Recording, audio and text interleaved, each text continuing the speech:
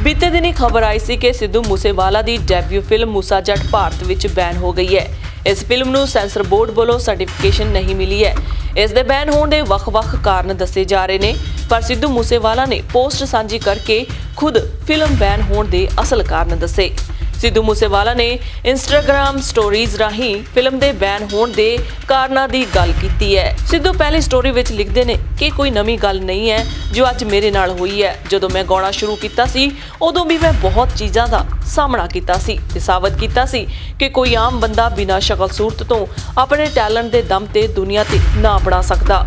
उदों भी बहुत लोग कहते सी कि कल दा जवाक है, इसने की करना है ते दुनिया दा दस्तूर है जदों तुसीं कुछ भी अपना करन दी कोशिश करो तां तुहानूं दबाउण दियां रोकण दियां साजिशां कीतियां जांदियां ने। मैं इस चीज़ लई शुरू तो ही तैयार रहा हाँ। अज भी मैनूं कई फिल्म इंडस्ट्री दे लोग ये कह रहे ने कि इह तां नवें है, इन्हां ने की करना, असीं पुराने आ, असीं बहुत दुनिया देखी है। पर मैं इक्को गल फिर कहंदा, दुनियादारी है, इत्थे नवें भी पुराने हुंदे ने ते मेरी पहली फिल्म है, आखिरी नहीं। सिद्धू ने अगे लिखा कि कोई दिक्कत नहीं, ना कदे आपां मुकाबले तो भज्जे हाँ ते ना कदे भज्जना। एक फिल्म दा सेंसर नहीं मिलिया, कोई गल नहीं, दूजी आऊ ते दूजी तो बाद तीजी भी आऊ ते जिन्नी बार रोकण दी जां दबाउण दी कोशिश करोगे उन्नी बार तुहाडे उपरों होके आऊँगा।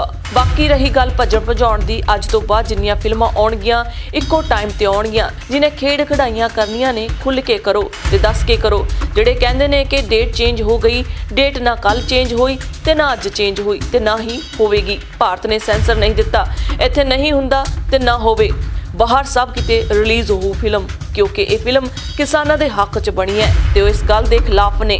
पर असीं फिल्म नहीं कट्टी, असीं रिलीज़ कर रहे हैं वर्ल्ड वाइड।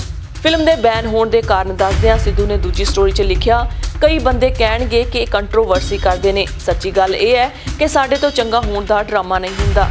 जो भी है सब दे मूहरे है ते बाहरों चंगे होने का दिखावा करके अंदरों स्कीमां करन दी आदत नहीं मेरी। जे किसी के खिलाफ भी हाँ तो उसके मुँह ते हाँ। बाकी मूसा जट ते सेंसर ना होने के दो कारण ने, एक तो फिल्म किसानां दे हक की सपोर्ट करती सी ते दूजा कारण यह है कि मूसा जट मेरी पहली फिल्म है। दुनिया भर च एक तारीख नूं रिलीज़ होनी, बस भारत नूं छड्ड के असीं फिल्म च कट भी लगा सकते सी, पर ज़मीर नहीं इजाजत दिंदा। इसे करके असीं इस नूं बाहर ही रिलीज़ कर रहे हैं ते असीं लड़ाई लड़ांगे कोर्ट विच। सिद्धू मूसेवाले ने इन्हां गल्लां दा अपनी स्टोरीज़ इंस्टाग्राम उत्ते प्रगटावा कीता है।